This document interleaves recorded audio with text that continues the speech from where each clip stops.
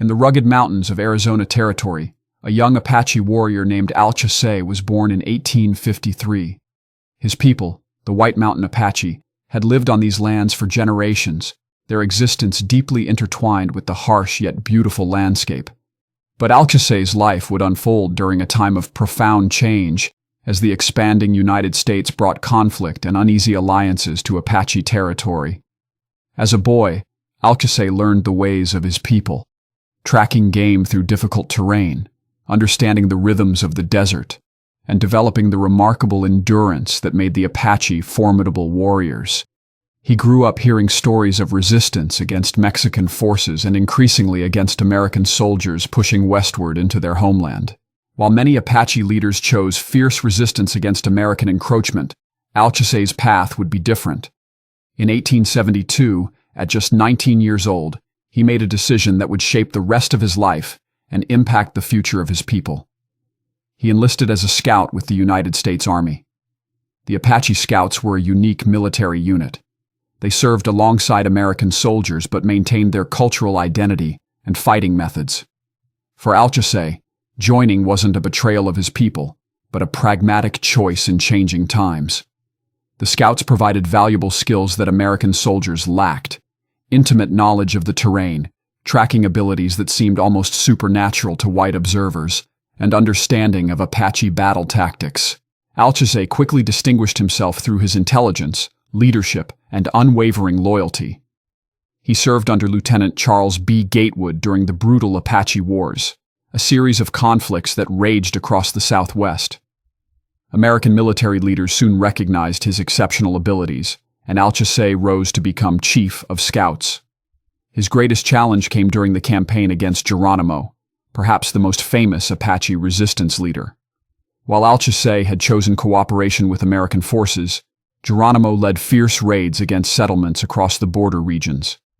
The U.S. Army mounted extensive operations to capture the elusive warrior, and Alchesay found himself in the complex position of tracking his own people. What motivated this young Apache man to ally himself with forces many of his people considered enemies? The answer reveals the complexity of Native American responses to westward expansion. Alchesay believed cooperation might secure a future for his people. He understood the overwhelming military and population advantage held by American settlers. Through his service, he hoped to negotiate better treatment for the White Mountain Apache. While in 1875, Alchesay's exceptional service earned him a remarkable honor. He traveled to Washington, D.C., where President Ulysses S. Grant awarded him the Medal of Honor, America's highest military decoration. Few Native Americans had ever received such recognition. The journey from his mountain homeland to the bustling capital symbolized the extraordinary bridge Alchesay was building between two worlds. Standing before President Grant, Alchesay received his Medal of Honor with quiet dignity. The citation praised his gallant conduct during campaigns against Apache Indians in the winter of 1872 to 73. But medals and ceremonies in distant Washington meant little compared to the welfare of his people. Alchesay used this rare opportunity to speak directly to the president about the struggles facing the Apache. His service as a scout continued through some of the most intense periods of the Apache Wars. When General George Crook launched his campaign against hostile Apache bands in 1882, Alchesay was among his most trusted scouts. Crook, unlike many military leaders of his time, respected the Apache people and valued the cultural knowledge of his scouts. He listened when Alchesay advised on strategies, terrain, and negotiations.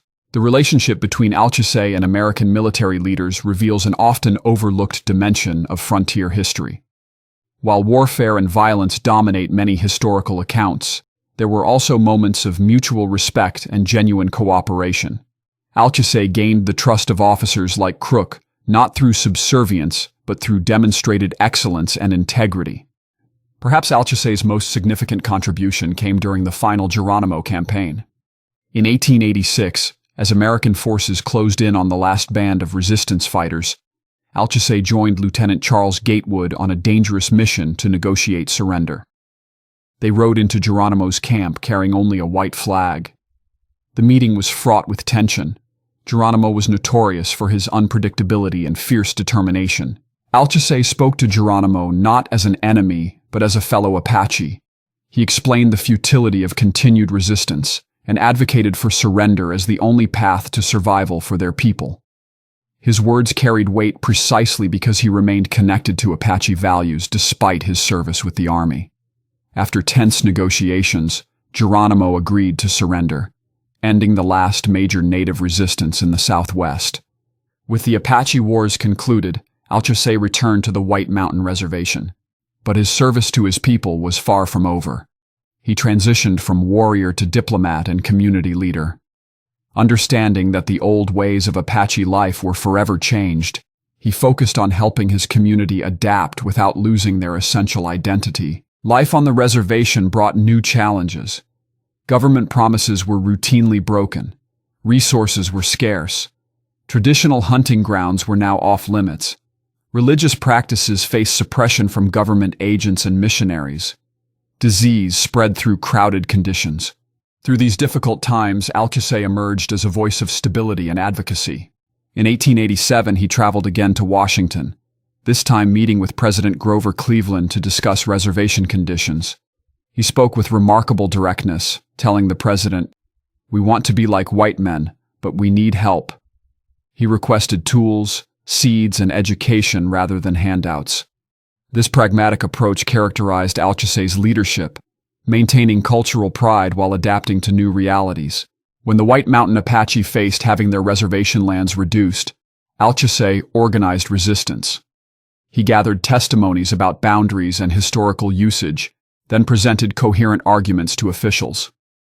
His efforts helped preserve substantial portions of traditional Apache territory that might otherwise have been lost. As the 19th century gave way to the 20th, Alchesay's role as a bridge between cultures became even more vital. He advocated for fair treatment from Indian agents who controlled daily life on the reservation. When disputes arose between Apache families, his counsel was sought and respected. The changing world brought new technologies and social systems to the Southwest. Alchesay watched as railroads crossed Apache lands, mining operations expanded, and cattle ranches encroached on traditional territories. Rather than simply resisting these changes, he sought ways for his people to participate in the new economy while protecting their core values and remaining lands. His reputation extended far beyond the reservation. When Theodore Roosevelt visited Arizona in 1905, he specifically requested to meet with Alchesay. The former scout rode for miles to shake hands with the president, who greeted him as "my friend and fellow soldier." Roosevelt listened attentively as Alchesay described reservation conditions and needs. Unlike many historical figures who fade from prominence in their later years, Alchesay's influence among both his people and American officials remained strong as he aged. His earlier military service gave him credibility with government representatives, while his unwavering dedication to Apache welfare maintained his standing within the tribe. He became a living connection between the era of armed resistance and the new challenges of reservation life. In his final decades, Alchesay witnessed profound transformations. The Wild West of his youth became increasingly modernized. Automobiles appeared on reservation roads. World War I erupted, and some young Apache men followed his example by serving in the American military. Through it all, he remained a steadfast advocate for his people's rights and welfare. When Alchesay passed away in 1928, at approximately 75 years of age, both Apache and American officials mourned his loss. His funeral combined traditional Apache ceremonies with military honors, reflecting the dual worlds he had navigated throughout his remarkable life. His legacy lived on through his children and the many Apache whose lives had improved through his advocacy. What makes Alchesay's story so compelling is not just his military exploits, but the wisdom with which he navigated an impossible situation. When faced with the overwhelming force of American expansion, he chose a path that preserved as much Apache autonomy and dignity as possible under dire circumstances. Rather than surrender to bitterness over injustice, he worked tirelessly within the system to improve conditions for his people. Today, the White Mountain Apache tribe continues to live on their reservation in Arizona. Their cultural resilience owes much to leaders like Alchesay who helped them weather the storm of conquest and forced assimilation. His life reminds us that history is rarely as simple as heroes and villains. It is made by complex individuals making difficult choices in challenging times. Alchesay's legacy invites us to look beyond simplistic narratives of the American West. In his story, we find not just conflict but also cooperation, not just resistance but also adaptation. He embodied the resilience that allowed native peoples to survive conquest and continue their cultural traditions into the present day. His medal gathers dust in a museum, but his true monument is the enduring presence of the Apache people on their ancestral lands.